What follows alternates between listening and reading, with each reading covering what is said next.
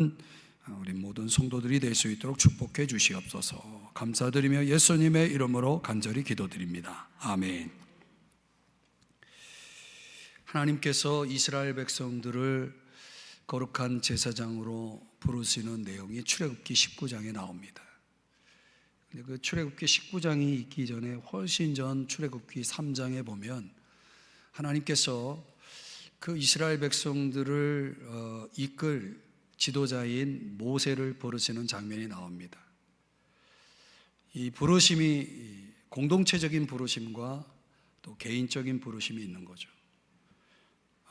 그래서 하나님은 이제 이스라엘 백성들을 이끄는 지도자 모세를 통해서 백성들에게 하시고자 하는 말씀을 그 모세의 입술을 통해서 그 백성들에게 전하는 모습을 봅니다. 그래서 이 원리대로 보면은 민수기 12장에도 나왔지만은 이 하나님이 부르신 지도자 리더인 모세를 이스라엘 백성들은 존중해야 하고 또 순종해야 했다는 거죠. 왜냐하면 그를 통해서 하나님의 말씀을 듣기 때문에 그렇습니다. 데살로니가전서 5장 21절의 말씀에 보면 범사에 헤아려 좋은 것을 취하고 이렇게 말씀을 합니다. 우리가 신앙생활 하면서 하나님께서 나를 향해서 하나님의 일하심을 우리가 경험하는데 나를 향해서 하나님이 일하시는 방법이 뭐냐면 그것은 주의 종들을 통해서 일하시는 거예요.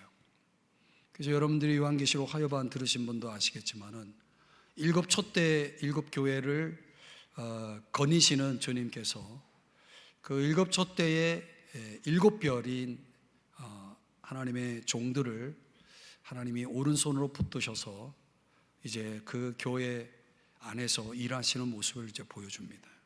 이게 아주 놀라운 장면이에요. 이것이 이제 성경 전체를 관통하는 하나님의 일하심의 방식이거든요. 이제 교회가 그래서 참 중요한 겁니다.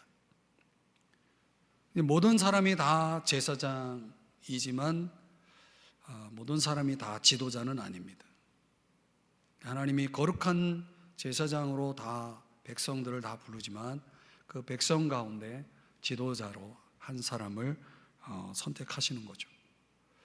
또 그 한 사람을 선택할 때에 그 한 사람이 모든 일을 다 할 수 없어요. 그래서 하나님이 이제 부르신 자들이 바로 레위인들입니다. 오늘 성경 본문에 나와 있는 내용들입니다. 원리적으로 보면 이 레위인들은 어떤 사람들이냐면 헬퍼입니다. 제가 주일에 전했던 말씀처럼 펠로우 헬퍼입니다. 조력자죠.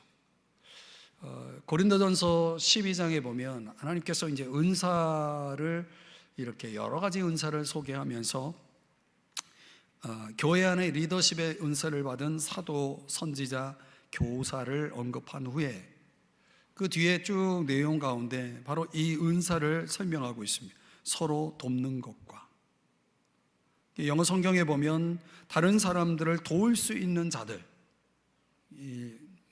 줄이면 헬퍼라고 할 수 있겠죠. 그러니까 다 사도가, 다 선지자고, 다 교사가 될 수는 없는 거예요. 그러니까 어떤 은사를 이제 서포트하는 그런 역할을 하는 사람들이 이 교회 공동체 안에 하나님이 은사로 세우시는 것을 보여주고 있습니다. 이런 은사를 가진 분들이 굉장히 중요한 거예요. 오늘 본문 8장 19절의 말씀에 보면은 참 이 단어가 굉장히 귀한 단어인데요. NIV 성경에서는 gift라는 이 단어를 첨부하고 있어요. 하나님이 이 아론과 그의 아들들 제사장들에게 주었다는 거예요. 누굴 주었냐면 레위인들을 하나님이 부르셔서 그 아론과 그 아들들에게 주셨다는 거예요. 그 주신 것을 뭘로 설명하고 있냐면 gift, 선물이라고 소개하는 거죠. 그러니까 하나님은 우리가 하나님 안에서 그냥 독립적인 존재로 하나님이 나를 이끄시는 게 아니라 항상 내 곁에는 누가 있는 거예요? 선물이 있는 거예요. 나와 함께하는 이들은 다 선물인 거예요. 가족도 선물이고 성도도 선물인 거죠. 그건 주어지는 거죠. 내가 선택하는 게 아니라 주어지는 거죠. 그래서 이 돕는 은사를 가진 레위인들에 대해서 신약적으로 오늘날 우리가 이제 이 말씀 우리에게 적용한다면 여러분들이 다 여기에 해당되는 거죠. 여러분들이 헬퍼의 위치에 계시잖아요. 이 헬퍼의 위치에 있는 신약의 레위인들에게 주어지는 교훈이 오늘 그들에게 주어진 말씀을 통해서 우리가 배워야 될 세 가지 교훈이 있습니다. 그러니까 헬퍼로서 돕는 은사를 가지고 살아가는 여러분들에게 꼭 있어야 할 세 가지를 오늘 성경에 말씀하는데, 첫 번째는 정결입니다. 정결. 깨끗해야 된다는 거예요. 6절, 7절의 말씀에 보면은 이 표현이 3번 나오죠. 정결하게 하라. 3번 나옵니다. 히브리어로 정결이라는 단어는 토라라고 하는 단어인데 흠이 없다라는 뜻입니다.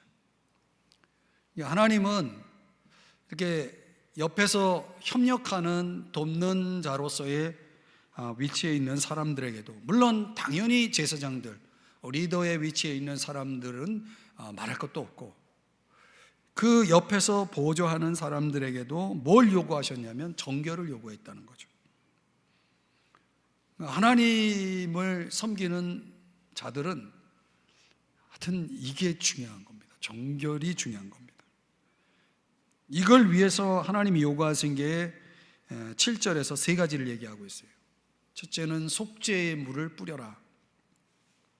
속죄의 물을 그들에게 뿌리고 그랬죠.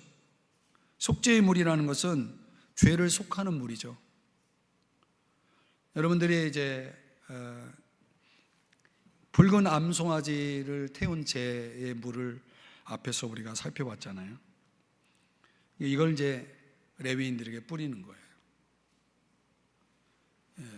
이 재가 바로 오늘날 예수 그리스도의 보혈 십자가의 피 아니겠습니까? 그 피가 우리에게 뿌려져야 되는 거예요.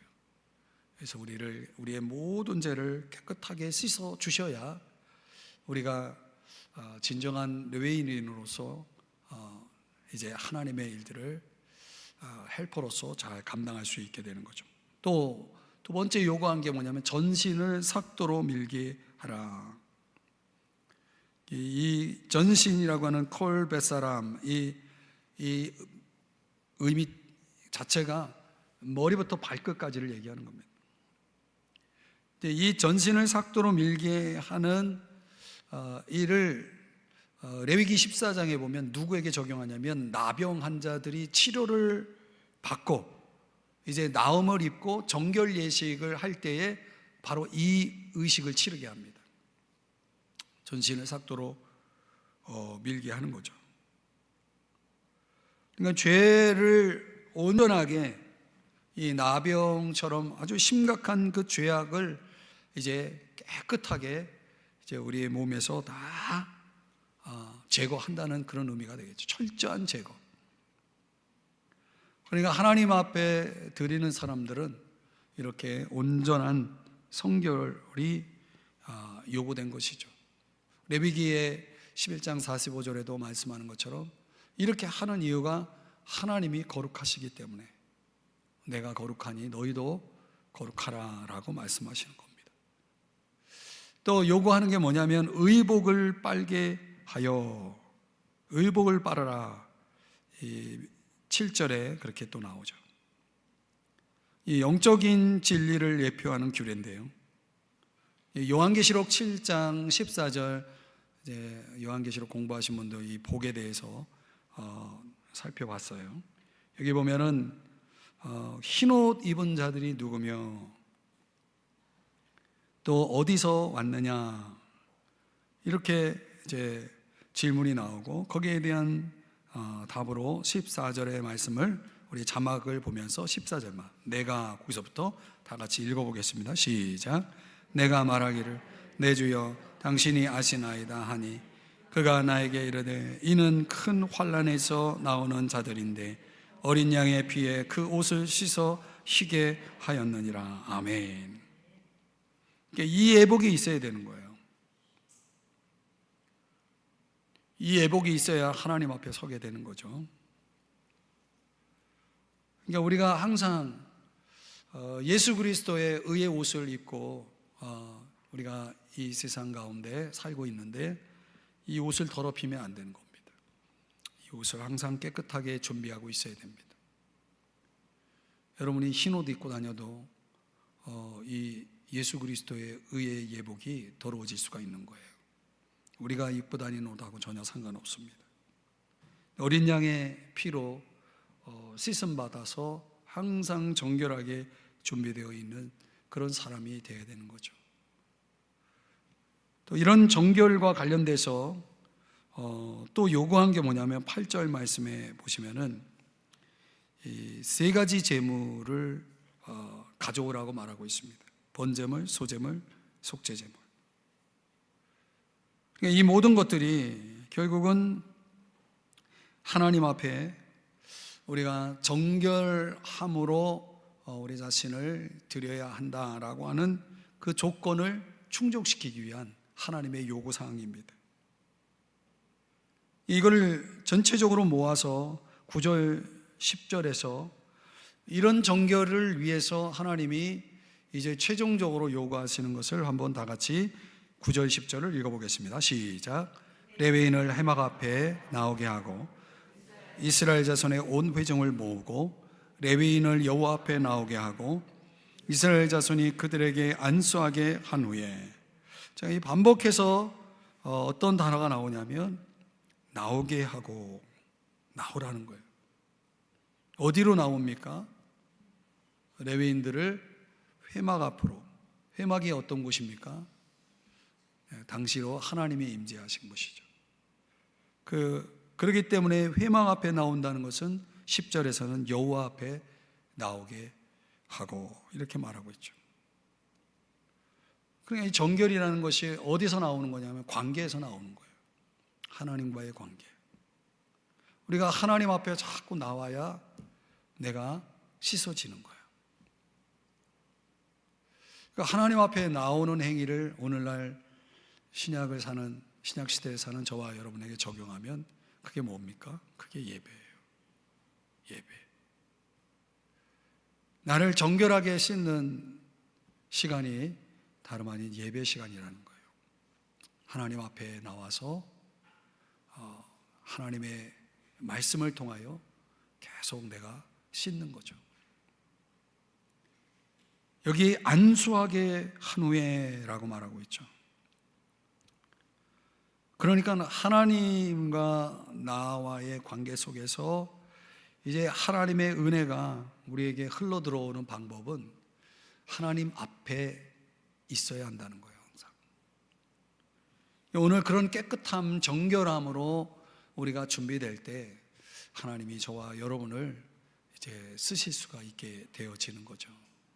사랑하는 여러분, 여러분은 이 정결함이 잘 준비되어 있습니까? 옷이 항상 깨끗하게 되어 있나요? 하나님 앞에 항상 나와서 여러분의 옷을 깨끗하게 씻음 받고 정결하게 되어서 주님 앞에 서는 그 순간까지 저와 여러분이 깨끗함으로 귀하게 쓰임 받기를 주의 이름 축복합니다. 하나님이 여러분을 위해서 일하는 시간은 이 시간밖에 없는 거예요. 예배 시간밖에 없는 거예요. 두 번째로 하나님을 가까이하는 그 헬퍼들에게, 레위인들에게 뭘 요구했냐면 헌신을 요구했다는 거예요. 그 헌신을 의미하는 단어가 바로 13절에 나오는데 다 같이 함께 읽어보겠습니다. 시작. 레위인을 아론과 그의 아들들 앞에 세워 여호와께 요제로 드릴지니라. 요제라고 하는 것은 흔들 요자 제사 제자에서 흔들어서 드리는 제사. 이게 되게 제물은 흔들어서 드리면 되는데 레위인 사람을 어떻게 흔들어서 버쩍 들어가지고 어떻게 흔들어서 하나님 앞에 드릴 수 있겠습니까? 그래서 학자들은 이 요제로 드리라고 하는 것은 상징적인 차원이었을 거다. 근데 문자적으로는 어떻게 했을까? 바로 단 위에 올라가게 한 다음에 내려오는 형식으로 의식을 치르지 않았을까, 이렇게 학자들은 해석을 합니다. 결국은 하나님 앞에 드리는 거야. 누구를? 나를 드리는 거죠. 그래서 요제를 우리말로 바꾸면 헌신이 되는 거죠. 우리 몸을 드리는 것이죠. 그러니까 하나님이 그렇게 하시는 것이 16절 말씀에 가보면 그렇게 말씀합니다. 내게 온전히 드린 바 된 자라. 온전히 드린 바 된 자기 때문에 그게 이제 요제가 되는 거예요. 요제. 그 전체를 온전하게 드리는 거죠. 그게 진짜 헌신이죠. 온전히 드리는 게 헌신입니다. 온전히 드리는 게 헌신입니다. 그걸 위해서 내가 그들을 취하였다라고 이제 16절 끝부분에 그렇게 말씀을 하고 있죠. 12절 말씀에 보면 레위인으로 수송아지들의 머리에 안수하게 하고, 대속 원리죠. 그러니까 헌신을 상징하는 대속물로 이제 수송아지들이 안수를 받고 하나님 앞에 드려지게 되었다는 거죠. 이 레위인들의 대속적 개념을 오늘 성경은 요제로 설명을 하고 있는 겁니다. 요제로서 하나님이 쓰신 분이 있죠. 그분이 마가복음 10장 45절에 보면 바로 예수님도 요제가 되어서 온전히 바쳐진 삶을 살았죠. 그래서 섬기고 또 자기 목숨까지도 대속물로 주시지 않았습니까? 예수님이 우리의 요제의 모델이에요. 어떻게 온전히 바쳐진 자로 살아가느냐를 보여주신 분이 바로 예수님인 거죠. 8장 14절에 보면 이런 요제는 결국 어떤 개념이냐면 구별의 개념이에요. 그러니까 하나님을 위해서만 온전히 쓰임받도록 선택되었다. 구별되었다는 건 선택했다라고 하는 뜻이거든요. 그러니까 완전히 하나님을 위해서만 구별되어서 쓰임받는 사람들입니다.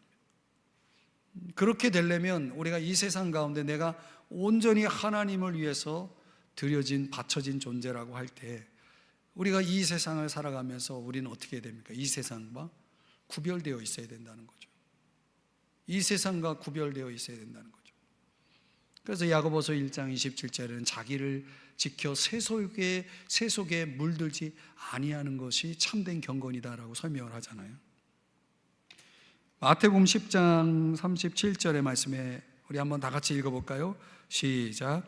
아버지나 어머니를 나보다 더 사랑하는 자는 내게 합당하지 아니하고 아들이나 딸을 나보다 더 사랑하는 자도 내게 합당치 아니하고. 그러니까 우리에게 있어서 우선순위가 이 세상의 어떤 것도 예수님보다 우선할 수 없는 거죠. 합당하지 않은 거예요. 그거는 요제에 해당될 수가 없는 거죠. 우리 모두가 다 요제가 되어서 살아가야 된다라고 할 때 이 세상에 예수님보다 내 마음 중심에 더 크게 차지하고 있어야 될 존재는 없는 것입니다. 부모라도 자식이라도 바로 예수님만이 나의 사랑의 가장 우선권을 가지고 있어야 되는 거죠.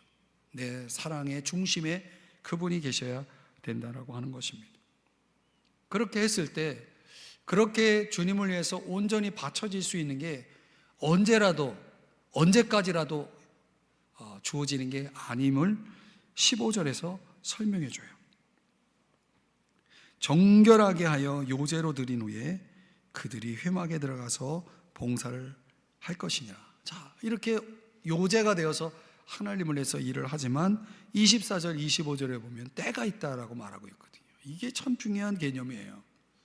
그 때는 언제냐면 25세 이상으로 시에 봉사를 시작하고 50세부터는 그 일을 쉬도록 했다는 거예요.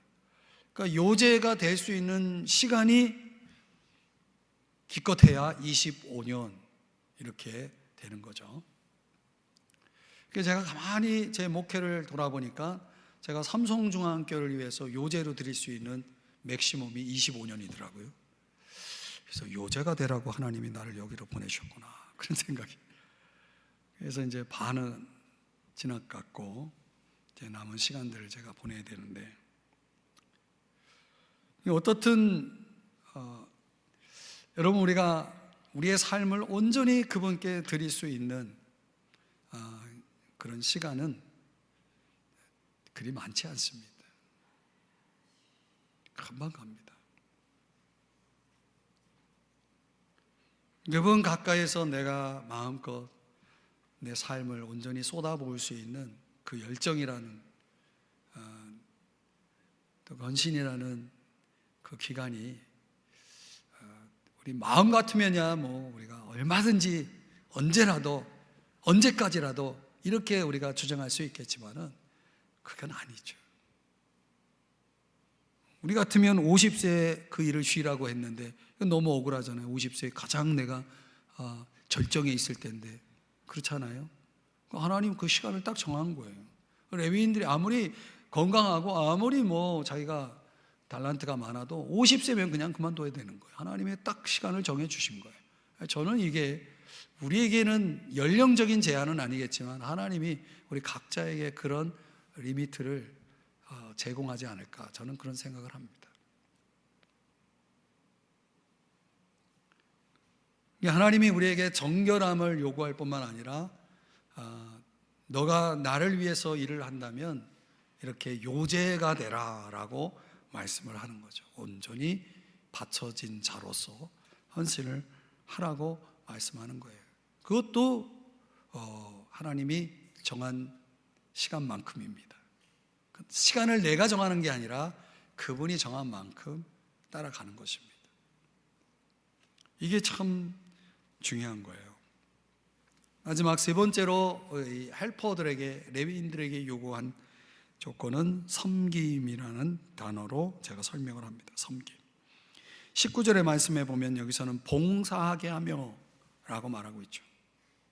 아까 주어라고 하는 단어, 기프트라고 하는 개념을 제가 설명을 드렸죠. 그러니까 사실 봉사라고 하는 것은 하나님이 주시지 않으면 우리가 할 수가 없는 거예요. 하나님이 주신 것으로서 봉사할 수 있는 거잖아요. 사람도 선물이고 달란트도 선물이고 건강도 선물이고 능력도 선물이고 그분이 주시지 않은 게 없는 거예요. 그런데 내가 이렇게 하나님이 나에게 이런 기회를 주신다고 하는 것이, 내가 이렇게 함으로 인해서 오늘 성경에 어떤 표현을 쓰냐면, 레위인들은 이스라엘 자손을 대신하여 봉사하게 하며 이렇게 말하고 있거든요. 대신하는 역할을 하는 겁니다. 대리자의 역할을 맡기시는 거죠.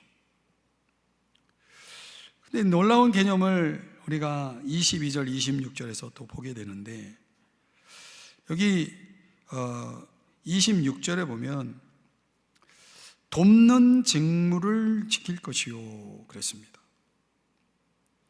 앞서서 25절 말씀에 보면은 그 일이라는 표현이 나오거든요. 그 일.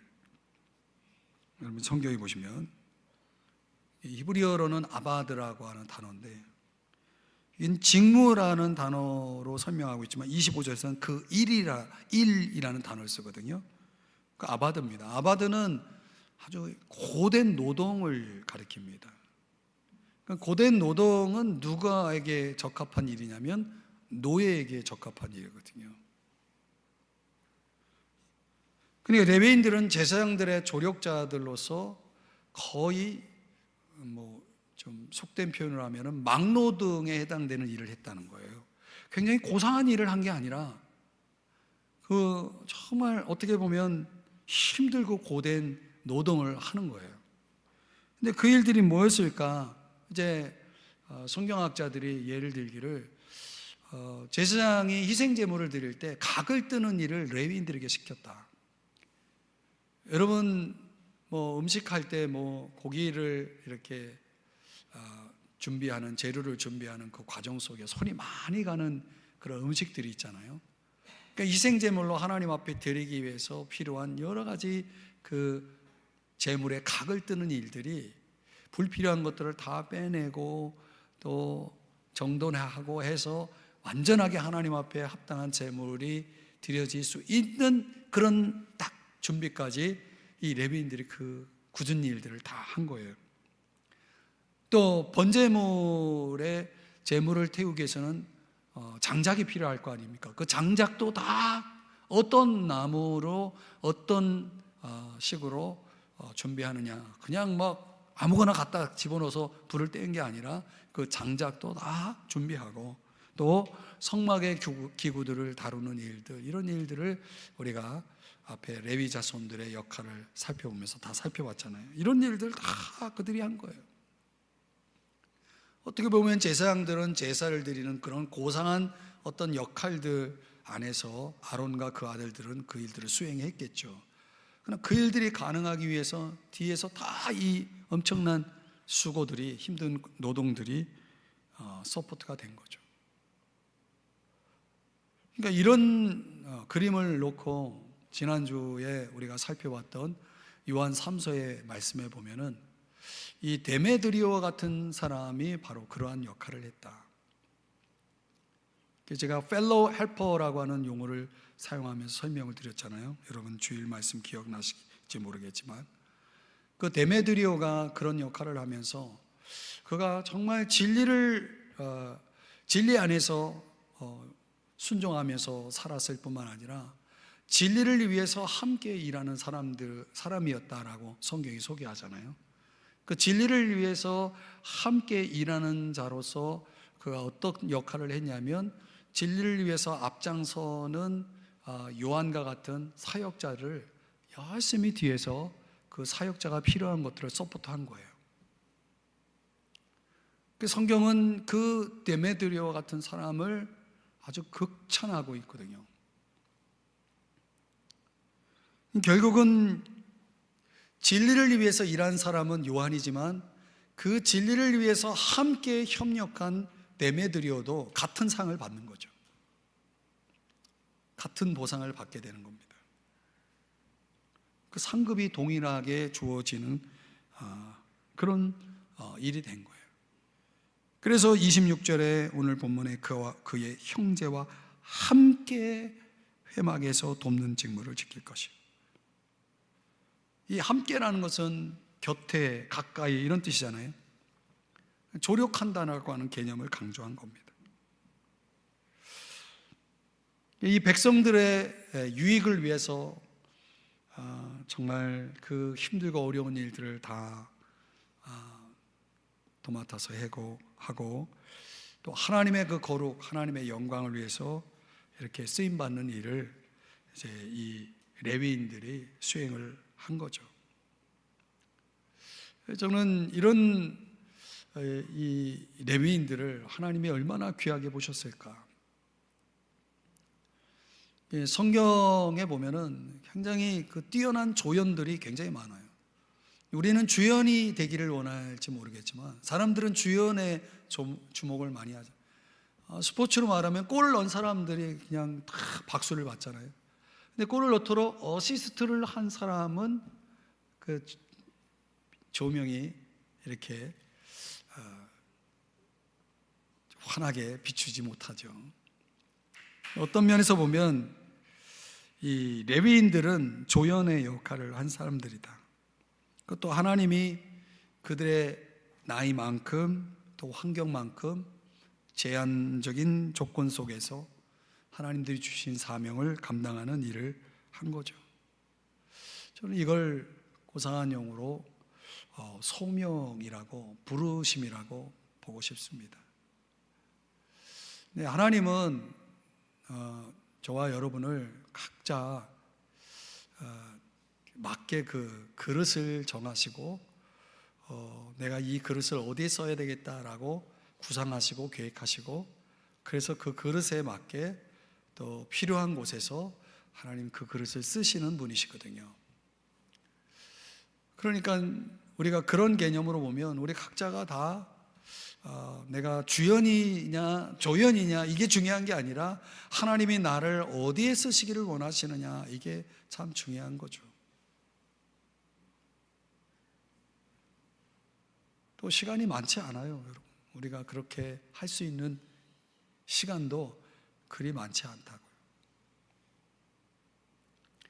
빌립보서의 바울의 고백으로 보면 우리 한번 이 말씀은 같이 읽어볼까요? 13절 14절 두 구절인데 시작. 형제들아, 나는 아직 내가 잡은 줄로 여기지 아니하고 오직 한 일, 즉 뒤에 있는 것은 잊어버리고 앞에 있는 것을 잡으려고 표대를 향하여 그리스도 예수 안에서 하나님이 위에서 부르신 부름의 상을 위하여 쫓아가노라. 아멘. 각자의 부르심이 있고 그 부르심에 합당한 상이 있는 거예요. 요한계시록 보면 이제 상의 이야기도 많이 이제 여기저기서 나오는데, 하나님이 다 그런 걸 갚아 주시도록 그렇게 약속하고 계십니다. 그러니까 내가 나의 부르심에 맞게 그 끝날까지, 내 인생의 끝날까지 하나님이 주신 기회를 사서 내가 그것을 헛되이 낭비하지 않고 그 상을 위하여 열심히 달려갈 수 있는 삶이 되었다면 언젠가 주님 앞에 섰을 때 우리가 정말 후회하지 않고 그분 앞에 설 수 있게 되는 거죠. 여러분, 정말 우리가 하나님의 그 임재 가운데 이 촛대사이 교회를 다니시는, 교회 안에서 열심히 지금 활동하고 계시는 우리 주님의 그 임재를 우리가 의식하고 또 그분의 음성에 우리가 귀를 열고 신앙생활을 할 때에 하나님께서 내게 원하시는 것이 무엇인지를 잘 깨달으셔야 됩니다. 그래야 우리가 헛된 삶을 살지가 않습니다. 시간이 많지 않아요. 낭비할 시간이 없습니다. 이런 전쟁이, 제가 지금 유다서 주일 말씀 묵상하고 있는데 전쟁이에요. 전쟁, 엄청난 전쟁이에요. 지금 무기가 우리가 준비해야 될 무기도 많고 정말 치열한 전쟁이 벌어지고 있는 이때에 우리가 신앙의 그 본질 속에서 내가 정신을 바짝 차리고 있지 않으면은 어영부영하다가 하다가 주님 오십니다. 그러면 이제 그때 후회해도 소용없습니다. 우리가 항상 정신을 바짝 차리고, 지금은 이제 마지막 때라는 것을 잊지 마시고, 우리가 잘못된 시한부 종말론자는 아니죠. 날짜 정해놓고 기다리는 사람 아니잖아요. 우리는 도둑같이 임하시는 그분을 기다리는 자들이잖아요. 그러니까 항상 우리의 마음을 잘 붙잡고 있어야 되고 마음을 지켜야 됩니다. 그 마귀가 얼마나 발악을 하고 있는지 모릅니다. 그래서 그런 것들을 영적으로 여러분들이 다 깨달으셔야 됩니다. 그래서 하나님 뜻 안에서 내가 다 분별하고 물리칠 것 물리치고 또 내가 가야 할 것을 가고 하는 그런 거룩한 결단과 순종이 우리에게 있어야 되겠습니다. 여러분들은 조연이라고 나는 별거 아니다, 나는 별 볼일 없는 사람이다, 이런 식으로 여러분들 스스로를 비하시키지 마세요. 여러분들 대단하신 분들입니다. 하나님이 한 분 한 분을 다 보고 계시고 하나님께서 그들을 눈동자같이 지켜보고 있거든요. 그러니까 오늘 이 말씀처럼 다시 한번 정리하면 우리가 정결하게 서 있어야 되고 온전히 받쳐진 요제와 같은 자로 하나님 앞에 나를 자꾸 드려야 됩니다. 또 내가 뛰어난 주연이 아니라 뛰어난 헬퍼가 되어야 되겠다.